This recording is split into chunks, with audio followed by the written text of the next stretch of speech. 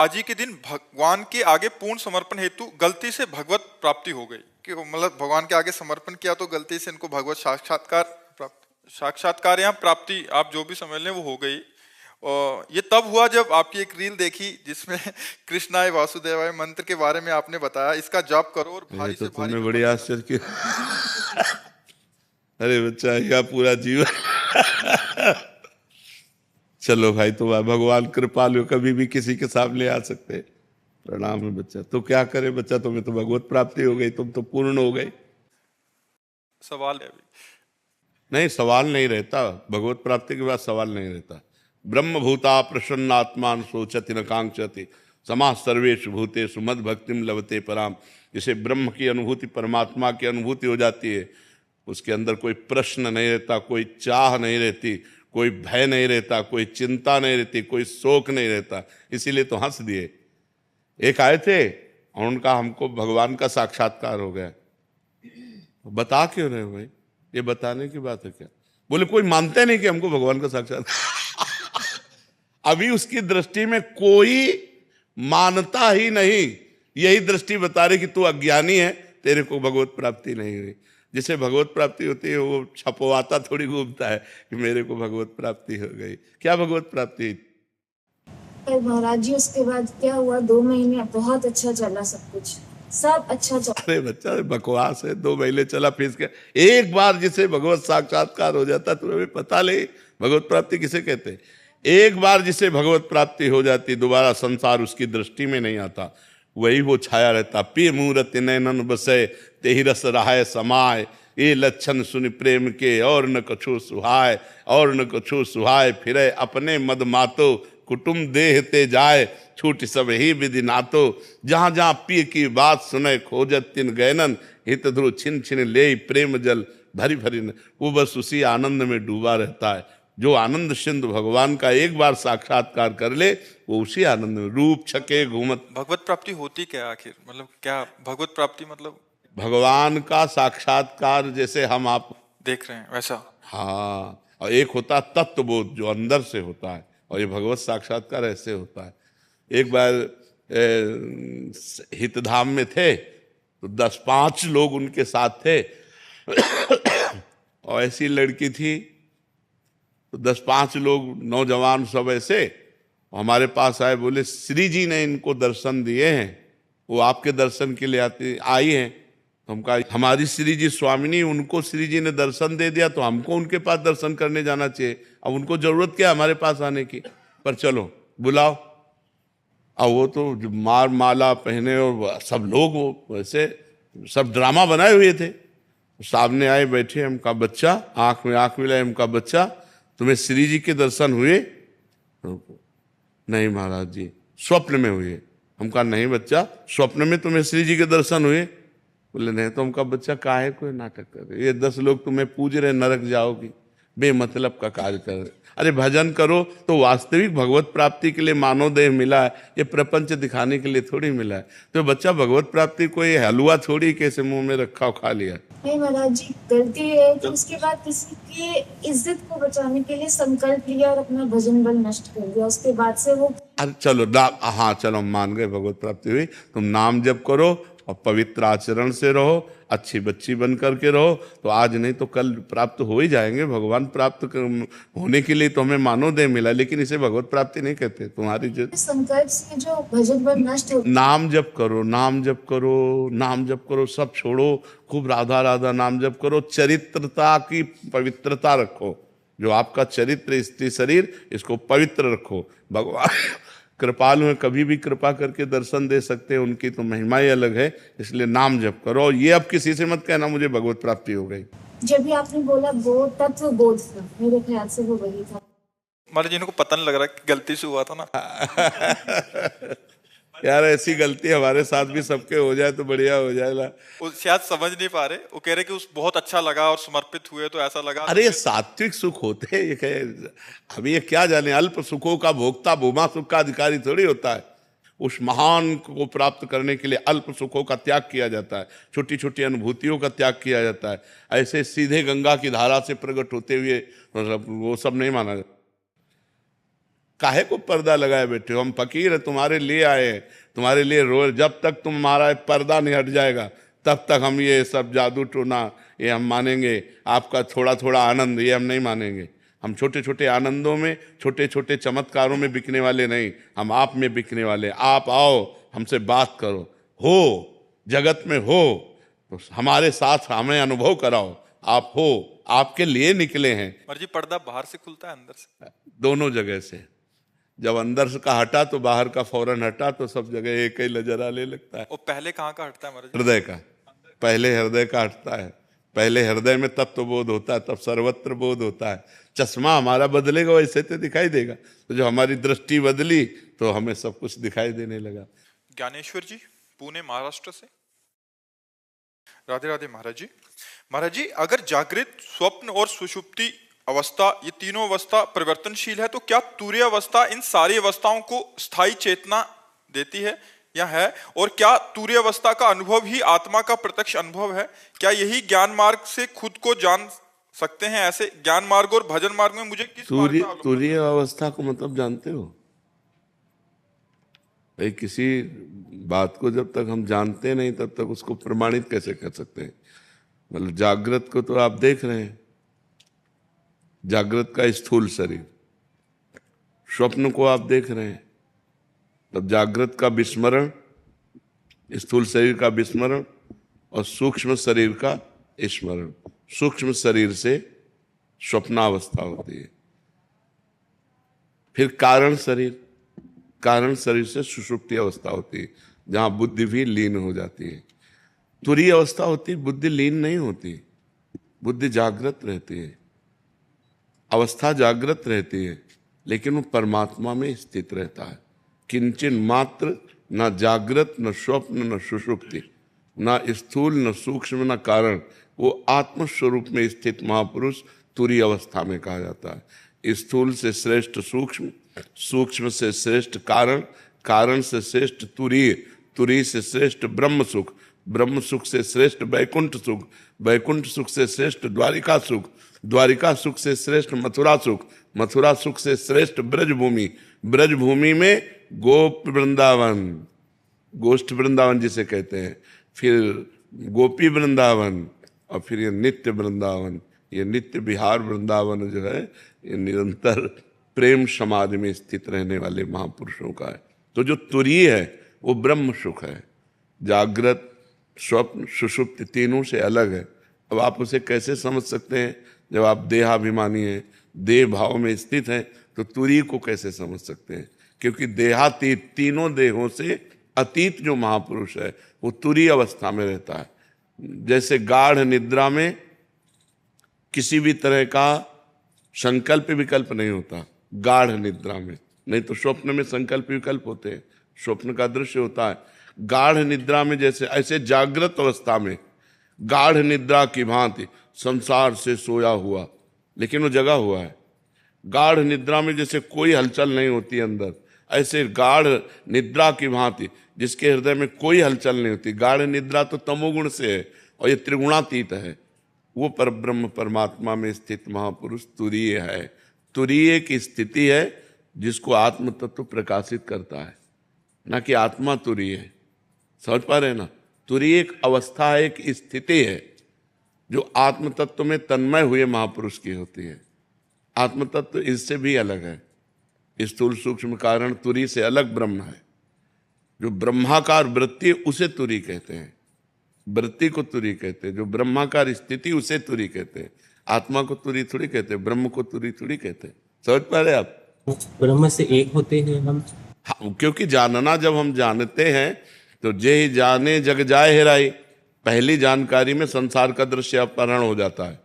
एकमात्र सर्वम खलविदम ब्रह्म ने नानास्ति किंचन, केवल ब्रह्म ही विराजमान है और वही ब्रह्म मैं हूँ। ऐसा ब्रह्मविद ब्रह्म ही भवति, वो ब्रह्म स्वरूप में अपने स्थित हो जाता है। ब्रह्म को हम जानते नहीं हैं, हम ब्रह्म हैं। जानना होता है दूसरी वस्तु को, हम आपको जानते हैं तो दूसरी वस्तु का जानना होता है। अपने को अपने आप से जानना होता है। जानत तुम्हें तुम्हें हो जाए। वो ब्रह्म स्वरूप अपने स्थिति में रहता है, उसे तुरीय अवस्था को महापुरुष प्राप्त कहते हैं कि वो तुरीय अवस्था को प्राप्त है, जो एक सेकंड के लिए भी कभी संसार में नहीं आता, हर समय ब्रह्माकार वृत्ति बनी रहती है। संसार में खाते पीते चलते फिरते सब क्रियाएं हो रही, लेकिन वो किंचन मात्र किसी क्रिया का करता नहीं है। क्रियाएं प्रकृति की प्रकृति में हो रही और वो परमात्मा में स्थित है। अब और शास्त्रों का स्वाध्याय करो, भजन करो। बिना भजन के केवल स्वाध्याय से बात नहीं बनती। भजन, कुछ नाम जप करते हो? हाँ, खूब खूब नाम जप करो, जिससे अंतःकरण पवित्र होगा। पवित्र बुद्धि के द्वारा हम ऐसे देखते हैं अनुमानता, जैसे एक डाल के एक हाथ ऊपर देखो चंद्रमा दिखाई देता है, चंद्र शाखा न्याय, ऐसे वो बुद्धि की पहुंच नहीं है, वो बुद्धि में प्रकाशित हो जाता है। बुद्धि की वहां पहुंच नहीं है, वो तत्व बुद्धि में प्रकाशित हो जाता है। जैसे दर्पण में हम नहीं है, लेकिन दर्पण में हमारा प्रतिबिंब भासने लगता है, ऐसे। महाराज जी, मुझे नाम जप और भजन से अधिक मैं कौन हूँ इसमें ज्यादा खिंचाव होता है। हाँ, तो ये अनुभव करने के लिए जरूरी है ना। स्वरूपानुसंधान भक्ति रेव गरीयसी, स्वरूप का अनुसंधान करने के लिए भक्ति श्रेष्ठ है। नाम जप, भगवत कथा, कीर्तन, इससे अंतःकरण पवित्र होता है। अगर ये नहीं करोगे तो ऐसे जान पाओगे? ये 5 इंद्रिय के परे है, तो हम ये बॉडी, ये जो शरीर है। अभी तुम समझ नहीं पा रहे बच्चा। हमने क्या कहा? दर्पण में हम नहीं हैं, लेकिन हमारा शरीर कैसा है दर्पण में दिखाई दे सकता है कि नहीं दिखाई दे सकता? अगर दर्पण मलिन है तो नहीं दिखाई देगा। तो हमें दर्पण, अंतःकरण रूपी दर्पण, मन बुद्धि चित्त अहंकार, इन चारों को पहले निर्मल करना है। निर्मल अंतःकरण में आत्मा स्वरूप का प्रतिबिंब पड़ता है, तो प्रतिबिंब के सहारे स्वयं में आ गए। ये ही आनंद में अंतःकरण समता को प्राप्त हुआ। यदृच्छा लाभ संतुष्टो द्वंद्वातीतो विमत्सरा, हर परिस्थिति में संतुष्ट, कोई भी द्वंद्व जिसके हृदय में व्याप्ता नहीं, मान अपमान सुख दुख लाभान, ये पवित्र अंतःकरण। विमत्सरा, कोई ईर्षा नहीं, कोई मत्सरता नहीं, निरंतर परमात्मा में स्थित। तो अंतःकरण प्रतिबिंब की तरह है और उसमें आत्म तत्व का भासता है, तो ही तुरंत वो अपने स्वरूप में स्थित हो जाता है। और स्थित स्वरूप में मैं ब्रह्म हूं ऐसा नहीं, ब्रह्म है। मैं ब्रह्म हूं नहीं, ब्रह्म है। अभ्यास के लिए मैं ब्रह्म हूं, लेकिन ब्रह्म है, क्योंकि मैं और तू ये माया कृत है। मैं और मोर तोड़ते माया, ये भी खत्म हो जाता, केवल ब्रह्म मैं।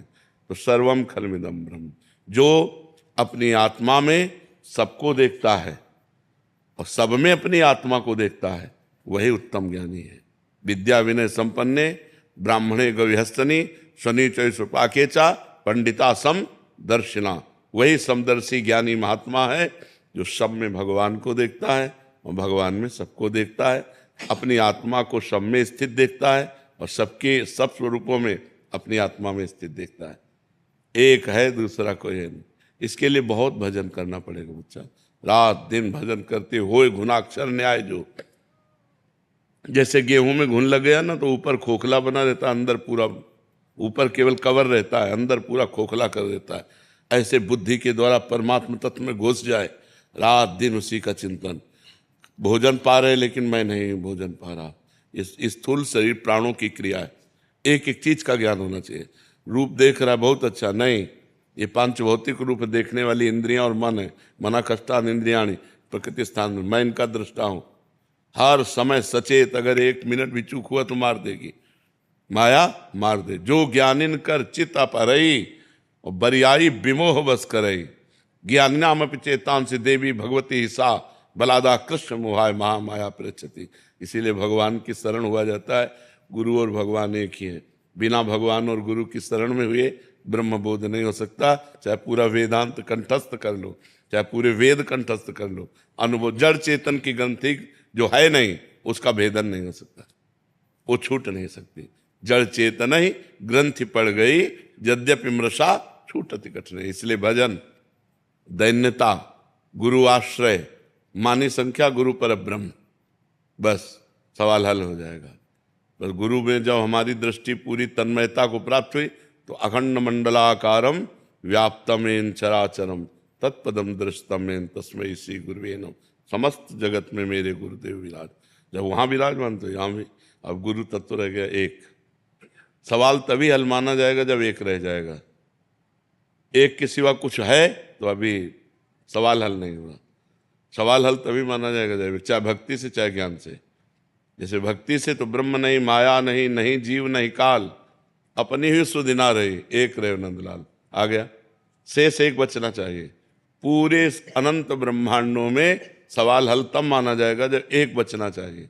चाहे उसे ब्रह्म कहो, चाहे उसे कृष्ण कहो, चाहे उसे परमात्मा कहो, जो कहो, आत्मा कहो, वो एक बचना चाहिए। अगर एक के सिवा कुछ बच रहा है तो अभी तुम हासिल जोड़ना भूल गए। जो हासिल करना चाहिए वो जोड़ना भूल गए, अर्थात वो भी परमात्मा स्वरूप है। घोर दुराचारी भी साक्षात ब्रह्म है, ये अनुभव होता है ज्ञानी महापुरुष को। दुराचार क्रिया है, लेकिन जो आत्मस्वरूप है वो तो निर्विकार सच्चिदानंद विराजमान है। इसलिए वो आत्मस्वरूप परमात्मा को देखता है, क्रियाओं को नहीं। जो क्रियाओं को देखता है वो अज्ञानी होता है, और जो तत्व दृष्टि रखता है वो ज्ञानी होता है। योग वासिष्ठ बच्चा जानते हो, उसका स्वाध्याय करो। उपनिषद भी पढ़ सकते। हाँ, उपनिषद से ज्यादा योग वासिष्ठ से समझ में आएगा, क्योंकि बहुत सरल ढंग से भगवान वशिष्ठ जी ने भगवान श्री राम जी को समझाया है। एक बार सांगो पांग योग वासिष्ठ पढ़ो, बड़ा लाभ मिलेगा, उससे बड़ा लाभ मिलेगा। ठीक है। अनीता बदेल जी अजमेर से। राधे राधे महाराज जी। महाराज जी, आप कह रहे हैं कि आप पिछले 25 वर्षों से राजनीति क्षेत्र में हैं और अभी एक पद पे हैं, मंत्री पद पे। महाराज जी, आप कह रहे हैं कि आप हमेशा बार बार अनेकों एकांतिक वार्तालाप में आपसे सुना है कि निंदा नहीं करनी चाहिए, दूसरों के दोष नहीं देखने चाहिए। महाराज जी ये कह रहे हैं कि राजनीति क्षेत्र, लेकिन पद के अधिकार जैसे किसका प्रश्न है? दूसरों के दोषों का महिमा मंडन करके ही इसमें आगे इन पद के अधिकार के अनुसार भी करना पड़ता है।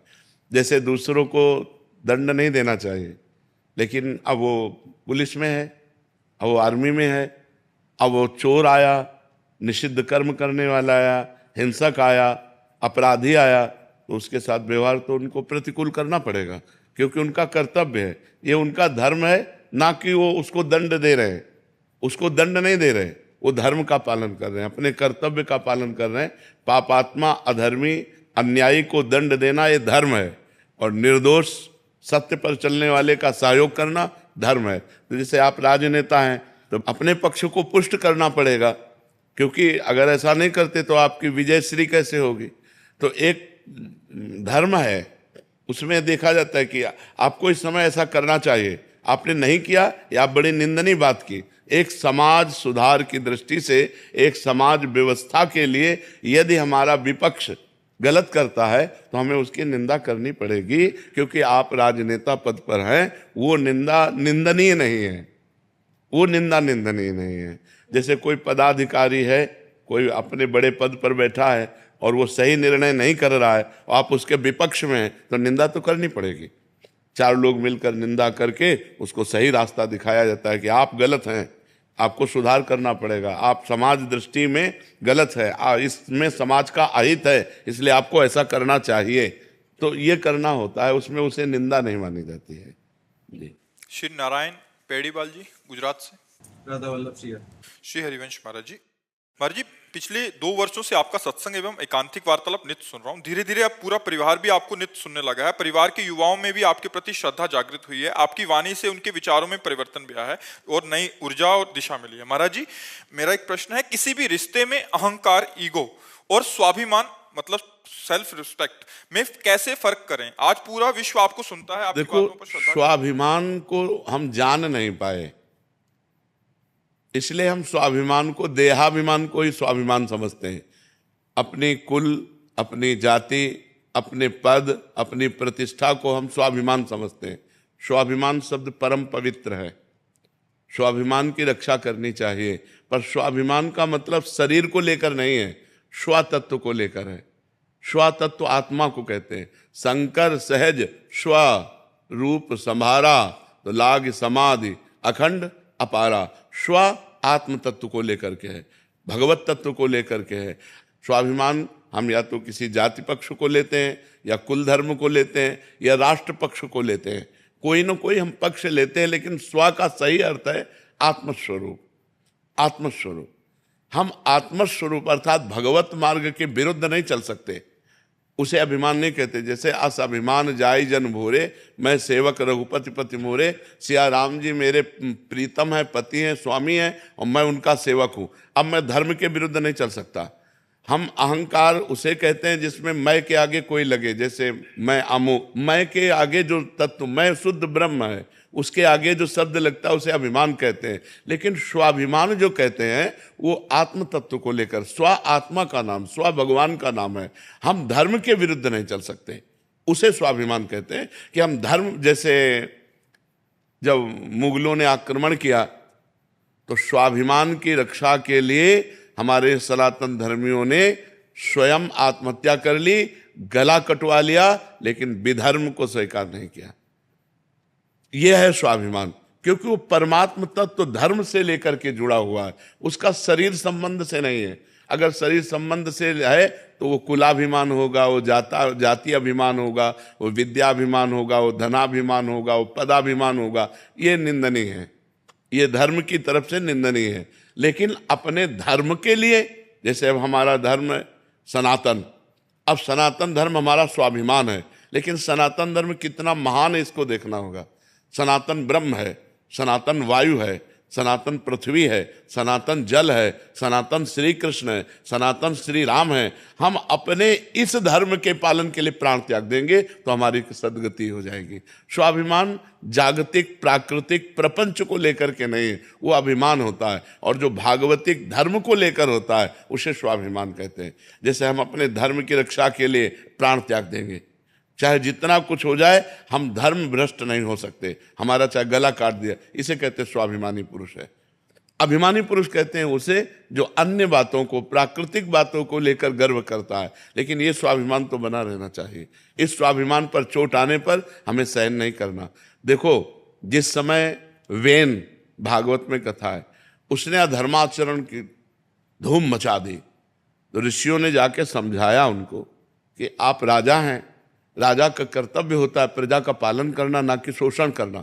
आप प्रजा का इस तरह हानि कर रहे हैं, भगवान की निंदा कर रहे हैं, अपने को भगवान मान रहे हैं और प्रजा को गलत राह दिखा रहे हैं। आप सुधर जाओ। जब नहीं सुधरे तो संकल्प के द्वारा तत्काल मृत्यु की, और फिर मृत्यु करके उनकी भुजाओं का मंथन किया, जिससे भगवान पृथु और अर्ची का अवतार हुआ। श्रीमद् भागवत में लिखा, यह है स्वधर्म। लेकिन अन्य प्राकृतिक पदों को लेकर, बलों को लेकर वो अभिमान है, वो निंदनीय है और ये बंधनीय है। आप समझ पा रहे? लेकिन परिवार में स्वाभिमान और अहंकार, इन दोनों में फर्क? वो उसी को स्वाभिमान समझते हैं। मैं पिता हूं, तुम हमारे पुत्र हो, वो देहाभिमान को लेकर के होता है। मैं तुम्हारा बड़ा भाई हूं, मैं अमुक हूं, मैं अमुक पदाधिकारी हूं, वो सब देहाभिमान के अंतर्गत आता है, वो स्वाभिमान के अंतर्गत नहीं आता। स्वाभिमान के अंतर्गत धर्म आता है, धर्म, भगवान, ये सब स्वाभिमान के अंतर्गत आते हैं। और जब हम प्रकृति में अगर स्वाभिमान लें तो हम भारतवासी हैं। हम अपने राष्ट्र के लिए फांसी का फंदा स्वीकार करते हुए महापुरुषों को देखा है, जिन्होंने प्राणों की आहुति दे दी हमारे देश के तिरंगे की रक्षा के लिए। तो ये भी स्वाभिमान के अंतर्गत आएगा, क्योंकि अपने प्राणों को न्यौछावर करके धर्म की, राष्ट्र धर्म की रक्षा के लिए। तो ये भी एक अभिमान, वंदे मातरम बोल करके और फांसी का फंदा चूमकर भगत सिंह आदि। जब चंद्रशेखर आजाद जी ने देखा हमारे पास गोली नहीं रह गई तो अपने को शूट कर लिया, अपने राष्ट्र के लिए, अपने धर्म के लिए, स्वधर्म के लिए, उसको स्वाभिमान। ये जो पर्सनल शरीर संबंध को लेकर है, ये प्राकृतिक अभिमान के अंतर्गत आता है। जो पारिवारिक संबंधों में उसे स्वाभिमान नहीं कहते, उसे अभिमान ही कहते हैं। उसे सुधारना चाहिए। उसका निराकरण कैसे करें? उस समय निराकरण भजन के बिना नहीं हो सकता। अगर भजन हृदय में है तो अभी जैसे इनसे कहा द्वंद्वातीत हो, मान अपमान में सम रहना, स्तुति निंदा में सम रहना, तिरस्कार नमस्कार में सम रहना, लाभ हानि में सम रहना, सुख दुख में सम रहना, जय पराजय में सम रहना, सुख दुखे समय कृत्वा लाभा लाभो जया जयो। इसके लिए हमको भजन की हिम्मत चाहिए। जब हम भजन करेंगे तब अब हम देख रहे हैं सामने वाला अपमान करता चला, अब हम शांत हो गए, राधा राधा राधा, शांत, कोई उत्तर नहीं, मौन। ये क्षमता होती है, इसे बल कहते हैं। ये अध्यात्म बल के द्वारा सहा जा सकता है, अन्यथा तो बहुत कठिन है।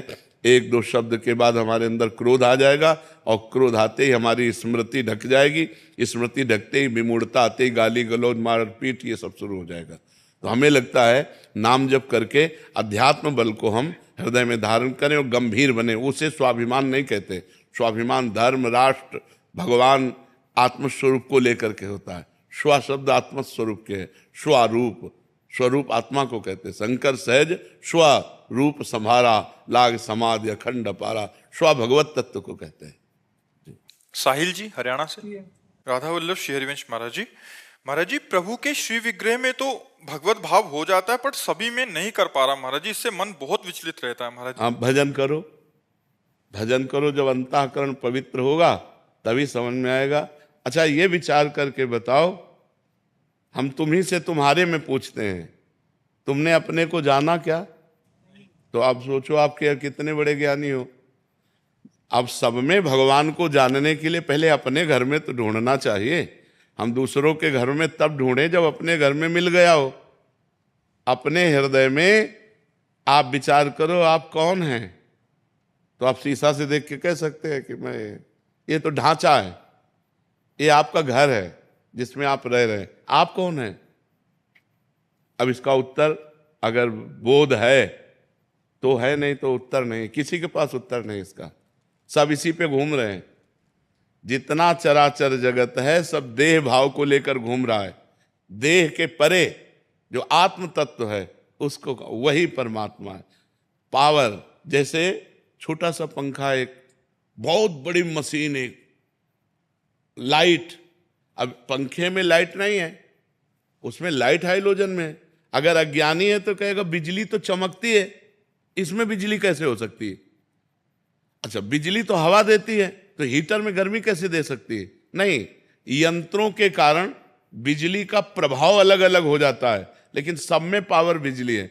ऐसे कोई महात्मा है, कोई दुरात्मा है, कोई नीच है, कोई ऊंच है, कोई दुष्ट है, कोई स्त्री है, कोई पुरुष है, ये सब करण हैं। जैसे पंखा है, हाइलोजन है, एसी है, हीटर है, ये करण हैं, लेकिन इनमें पावर जो है वो रमा हुआ राम है, वो परमात्मा है। सब में जो रमा हुआ है वो राम है, वही परमात्मा है। उसी को जो जान गया वो ज्ञानी, और नहीं तो सब अज्ञानी। इसी को देखने वाले तो सब अज्ञानी, जो उसको जान गया वो ज्ञानी, जो उस परमात्मा को जान गया।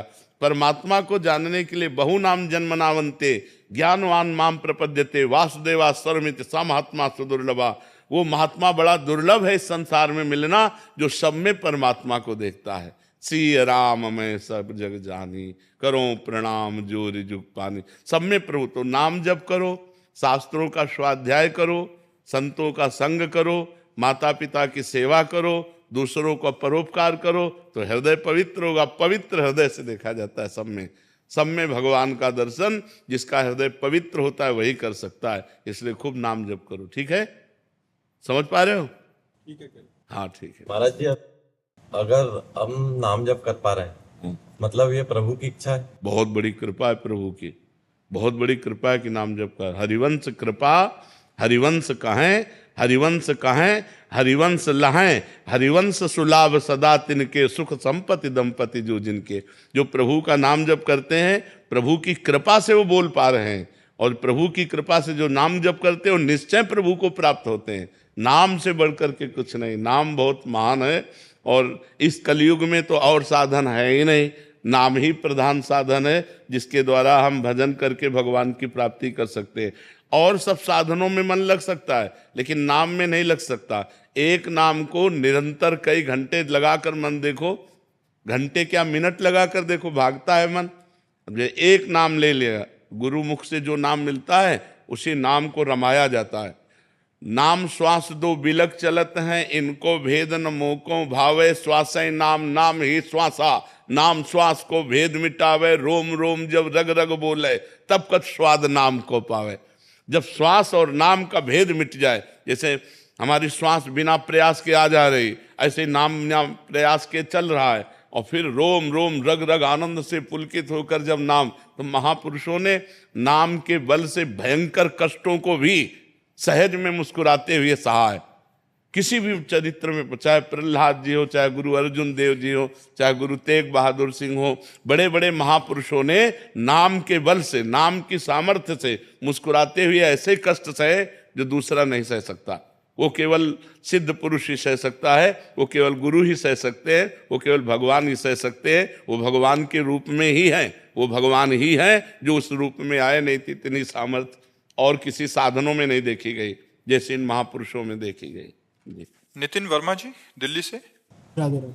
राधे राधे महाराज जी। महाराज जी, जैसे कि हमने भक्तमाल की कथाओं में पढ़ा व सुना है कि ठाकुर जी जो ठाकुर जी के साथ लीलाएं हुई उसका व्याख्यान किसी से ना करें, पर हमारे आसपास के लोगों को कई बार ये बताना आवश्यक हो जाता है कि ठाकुर जी कृपा कैसे करते हैं। तो क्या बताने से ठाकुर जी की लीलाएं समाप्त हो जाएं? हाँ, अगर अपना अनुभव, अपनी बात साबित करेंगे, उसको ऐसे कह सकते हैं कि एक साधक है, वो मिले थे, हमसे बात किए थे, तो ऐसे ऐसे भजन करने पर उनको ऐसे ऐसे अनुभव होते हैं, उनको ऐसा हुआ था। मतलब आप अपने को बचा लिए और अपनी बात आप कहते हैं, लेकिन अपनी बात के मुझे अनुभव हुआ तो रुक जाएगा। भगवत लीलाओं को, भगवत अनुभवों को छुपाना चाहिए, उन्हें छपाना नहीं चाहिए। जैसे बैंक का बैलेंस आप छुपाते हैं ना अपना, आप अपने धन को छुपाने की कोशिश करते हैं, तो ये तो परम धन है, इसको छुपाना ही चाहिए। पर अगर किसी अधिकारी को, जैसे अधिकारी है, साधक है, उसका मन उत्साहित हो जाएगा।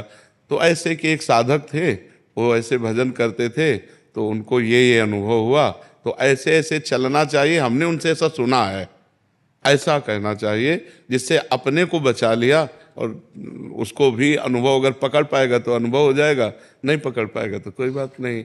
अपना सीधे अनुभव नहीं बताना चाहिए, मैंने ऐसा किया तो मुझे अनुभव हुआ, अगर ऐसा होगा तो आपका रुक जाएगा। ये शास्त्रीय बात है। गरिमा जी भावनगर से। महाराज जी, आपके चरणों में कोटि कोटि प्रणाम। महाराज जी, मैंने सुना है कि हमें हर किसी के पैर नहीं छूने चाहिए, किंतु मैं गृहस्थ जीवन में हूं तो मुझे अपने से बड़े सभी के पैर छूने होते हैं, लेकिन मैं पैर छूकर तुरंत हाथ धो लेती हूं। तो क्या महाराज जी मैंने जो पुण्य पैर छूकर कमाए उसे हाथ धोकर नष्ट कर दिया? ले ऐसे हाथ धो के लेने, हाथ तो धो ही लेना चाहिए। श्री जी की सेवा करनी, ठाकुर सेवा करनी है तो चरण छूना तो एक सबकी मर्यादा है, और चरणों में भगवान का वास है, इसीलिए किसी के मस्तक नहीं छुए जाते, चरण छुए जाते, चाहे कोई भी हो। चरणों में भगवान में, हमारे सब अंगों में देवताओं का वास है। जैसे हाथों में देवराज इंद्र का वास है, ऐसे अलग अलग सब जगह, तो चरणों में विष्णु का वास है। इसलिए हम भगवत भाव से जब छुएं, किसी के भी छुएं तो भगवत भाव से छुएं। अब चूंकि सेवा में जाना है तो वो हाथ कहीं और न छू जाए, इसलिए हम धो लेते हैं, उसमें पुण्य नाश नहीं होते। हम ठाकुर सेवा, हम इसलिए नहीं धो रहे कि उनको छुआ, हम इसलिए धो रहे हैं कि हमें ठाकुर सेवा करनी है, हमें और सेवाएं करनी है, जिससे चरण छुए हुए हाथों से हम वो सेवा नहीं कर सकते। जैसे हम गुरु के ही चरण हैं, तो गुरु के चरण छूने के बाद यदि श्री जी को हमें भोग लगाना है तो हाथ तो धोना पड़ेगा ना, क्योंकि श्री जी को भोग लगाना है। और गुरु जी श्री जी में अंतर नहीं है, फिर भी उनके चरण छूने के बाद हमें हाथ धोने पड़ेंगे, क्योंकि श्री जी की सेवा में जाना है। और अगर गुरु जी देख ले तो डांट देंगे, पहले हाथ धो, ऐसे श्री जी की सेवा में क्यों जा रहा है। तो ये बात हम मन में सोचते हैं। हम अगर इस भाव से धोएं कि यार तो भले पुण्य नष्ट हो जाए, लेकिन हम तो श्री जी की सेवा के लिए धो रहे हैं, इसलिए कोई बात नहीं इसमें।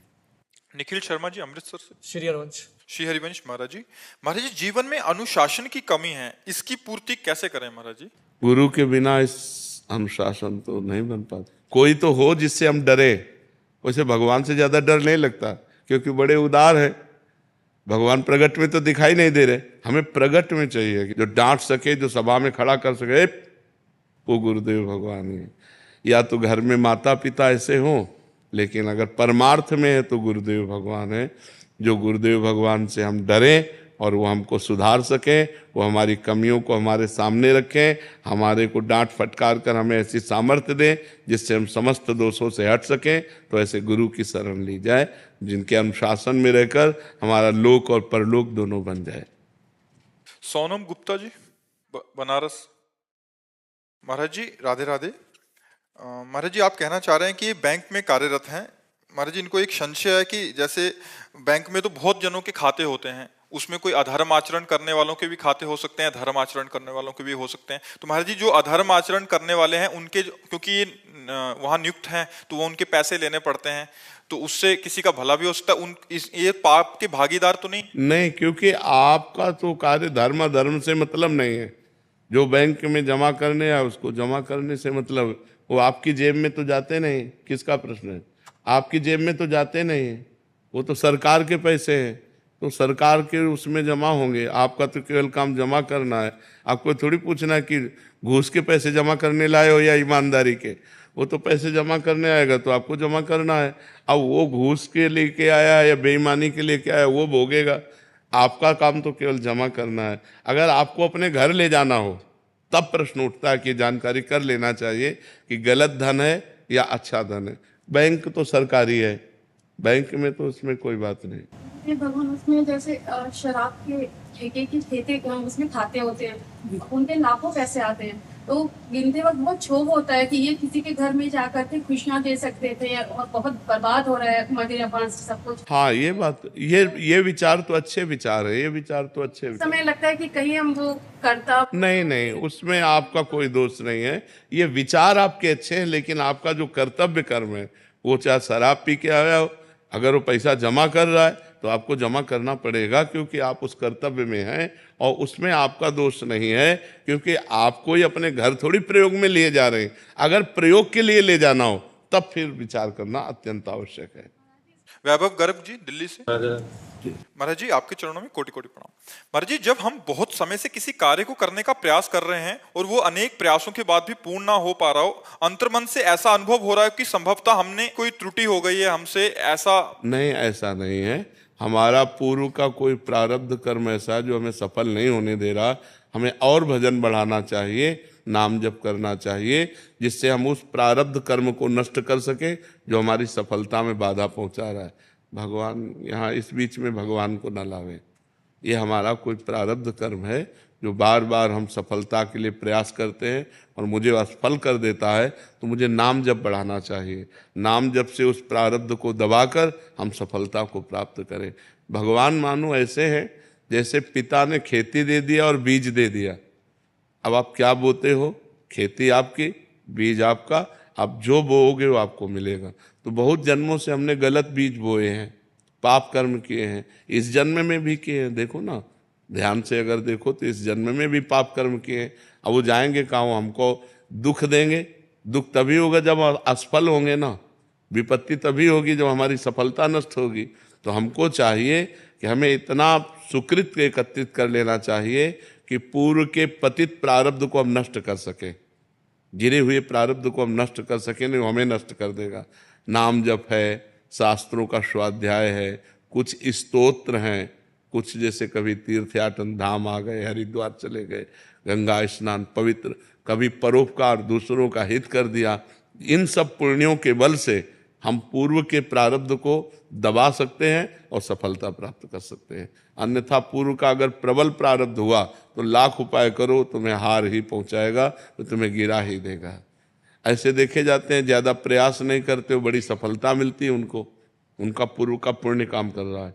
यद्यपि वो वर्तमान में पाप कर रहे हैं, लेकिन उनको सफलता मिल रही क्योंकि पूर्व का पुण्य काम कर रहा है। यद्यपि आप धर्म से चल रहे हैं, लेकिन आपको असफलता मिल रही क्योंकि आपका पाप का संयोग आपको गिरा रहा है। ये एक क्रम होता है।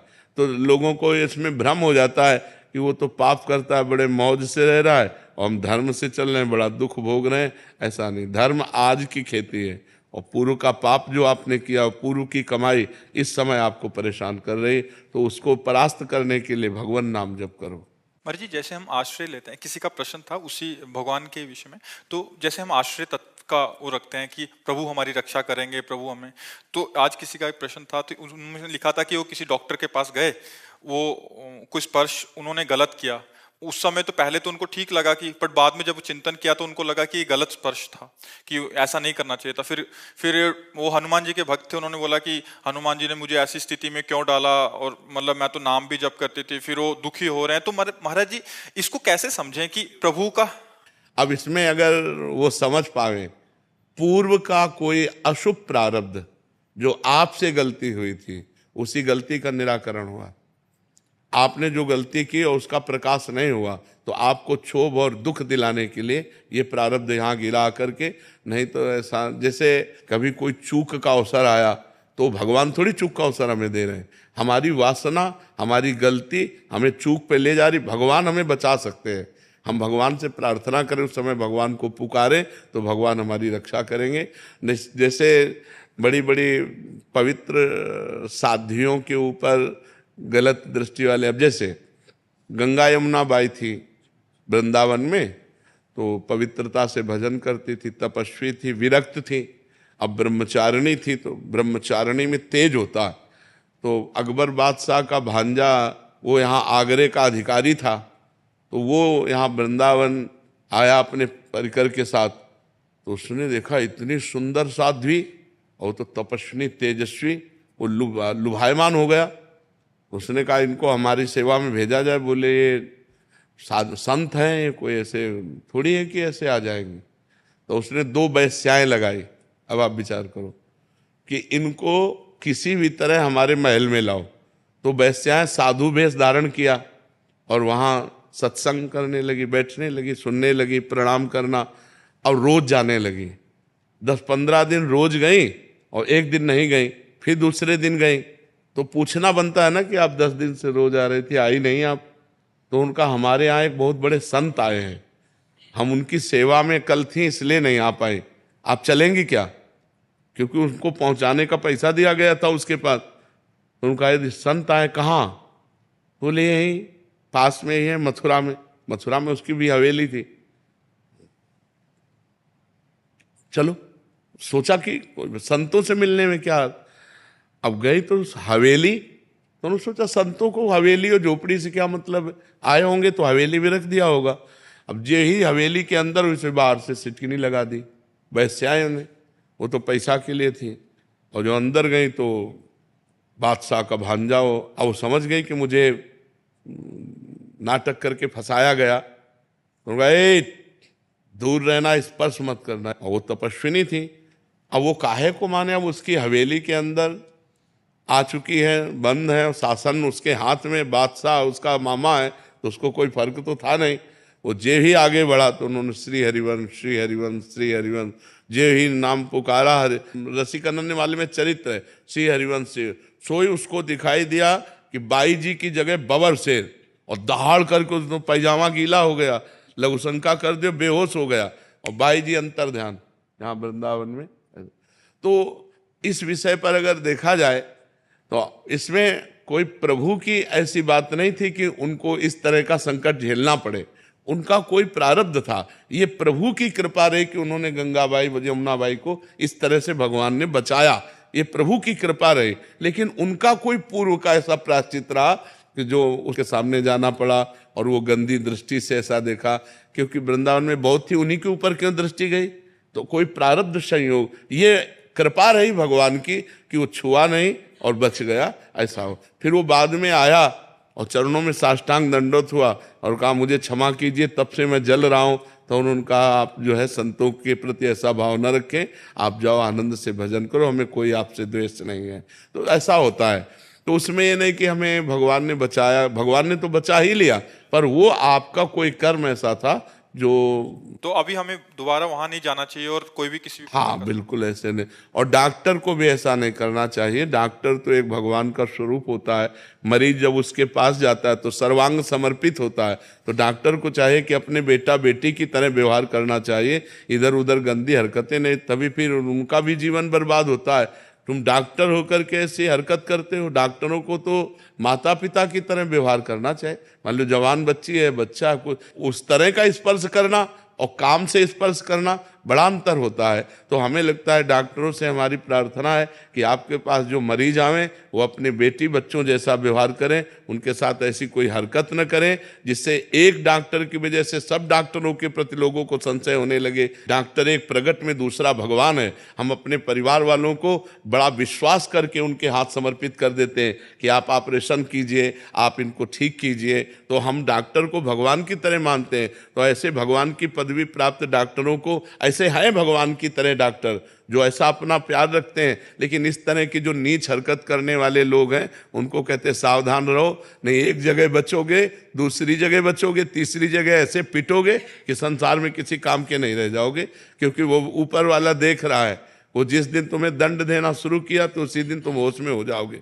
डॉक्टरों को तो बहुत भगवान की तरह आदर दिया गया है हमारे समाज में कि सर्वस्व समर्पित कर देते, लिख देते हैं कि हमारे प्राण चले गए तो आपको कोई परेशानी नहीं, तभी तो ऑपरेशन करते हैं ना। हो अब ऑपरेशन थिएटर में ले जाकर आप अकेले, परिवार का तो कोई होता नहीं, आप क्या करते हैं, ये आपके ऊपर विश्वास हमारा डिगे नहीं, ये बना रहे, ऐसा डॉक्टरों को करना चाहिए।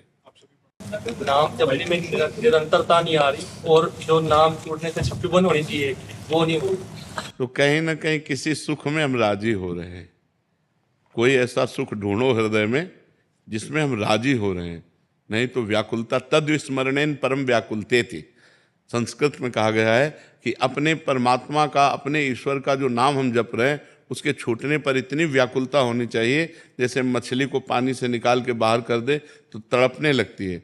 अगर हमारे अंदर ऐसा नहीं हो रहा तो हम किसी सुख में राजी हैं, वो इंद्रिय सुख में, नेत्रेंद्री, वाकेंद्री, रसेंद्री, श्रवणेंद्री, जनेंद्री, किसी न किसी इंद्रिय सुख में हम राजी हैं, हमें सुख मिल रहा है किसी इंद्रिय सुख का, इसलिए ये लक्षण नहीं आ रहे। अगर उन इंद्रियों के सुखों का त्याग कर दिया जाए तो अभी व्याकुलता, रोना आने लगेगा, एक क्षण के लिए छूटने पर लगेगा क्या चाहिए जो छूट गया, किसके लिए छूट गया, क्यों छूटा, अपने आप से इतना झकझोर हो जाएगा, इतनी लड़ाई हो जाएगी अपने आप कि क्यों छोड़ा, चाहिए क्या, क्या इस परमात्मा के चिंतन से बढ़कर कोई बात है, क्यों छोड़ा, मन से लड़ाई हो जाएगी और मन असंतुष्ट हो जाएगा, राधा राधा राधा राधा राधा राधा राधा, वो और व्याकुलता पैदा हो जाए।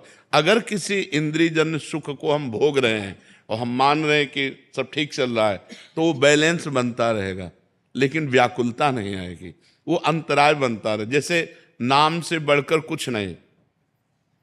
अब अगर हमको कोई रुपए दे और हमसे 5 मिनट नाम छुड़वा दे तो नाम से बढ़कर रुपया हो गया ना, नाम छोटा हो गया। अब अच्छा भोजन किसी ने दिया, हम भोजन पाने में राजी हो गए और नाम छूट गया तो भोजन बड़ा हुआ ना, नाम छोटा हो गया। अभी हम नाम को सर्वोपर विराजमान नहीं कर पा रहे। यदि सर्वोपर विराजमान कर ले तो किसी भी स्थिति में नाम नहीं छूटेगा। तो इसके एक उपाय अगर आप कर सकें तो करें। किसी एक बिंदु पर नेत्रों को ऐसे करके कोई एक बिंदु रख लीजिए, किसी भी जगह हम बिंदु मान सकते हैं, सामने ऐसे बैठे हैं और एक बिंदु रख लिया, कोई बिंदु, और उस पर वो नाम लिख लिया मानस से, और उसी पर बस ऐसे अब बार बार नाम चल रहा, हम एकाग्र हो रहे हैं। इसे त्राटक क्रिया योग में कहते हैं, त्राटक क्रिया। आंखों में जब जलन होने लगे फिर आंखें शांत करके ऐसे मूंद लो, आंसू प्रवाह निकलेगा, आंसू निकलने लगेंगे, वो भाव के नहीं, वो प्रक्रिया के, फिर खोल लो ऐसे, फिर नाम चलाओ ऐसे, और श्वास की गति लंबी खींचे, लंबा श्वास जाए, मतलब 10-20 नाम।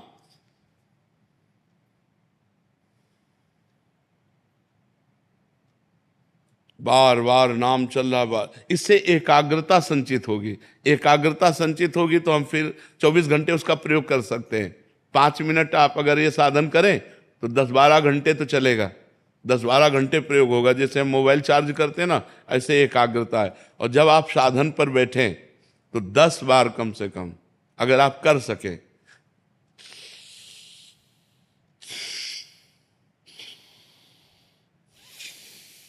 रोकना नहीं है, बाएं से खींचे भरपूर, दाएं से निकाल दे, दाएं से खींचे, बाएं से निकाल दे।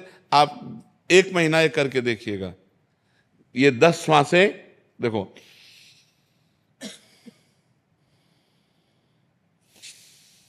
कुछ नहीं है इसमें। जो ही प्राणों, हमारे अंदर एक सुषुम्ना नाड़ी है जो बंद पड़ी है, अगर वो खुल जाए तो अंतराय नाम का खत्म हो जाए। इससे 10 बार ऐसे करेंगे और एकाग्रता ये करेंगे और नाम लिखने की प्रक्रिया करेंगे। आप 1 महीने करिएगा, फिर आप बताइएगा कि आपको कैसा लगता है। और जो इंद्रिय सुख में मन राजी हो उसको हटाइएगा, जिसमें मन प्रसन्न हो वो अभी आप देखो, अभी आपको दिखाई देगा कि भजन के बाद किस में मन राजी होता है। कुछ देखना, कुछ भोगना, कुछ सुनना, कुछ चखना, कुछ खाना, उसी पर अंकुश कर लो। जो है कि अब भजन कर लेते हैं, फिर ये जो आपको अच्छा लग रहा हो वही उसी में इंद्री फंस रही है, उससे हटाने की कोशिश करो। भोजन नीरस भजन सरस, भोजन सरस भजन नीरस, पक्का समझ लो। महापुरुषों ने भोजन नीरस पाया है तब भजन सरस हुआ है, और जिसका भोजन अच्छे अच्छे प्रकार के पदार्थ, भजन में मन नहीं लगेगा, भजन में अंतराय पड़ जाएगा। अल्पाहार, आसन पर बैठ करके और श्वासों की प्रक्रिया ठीक करके और फिर बैठ करके नाम का ध्यान करो।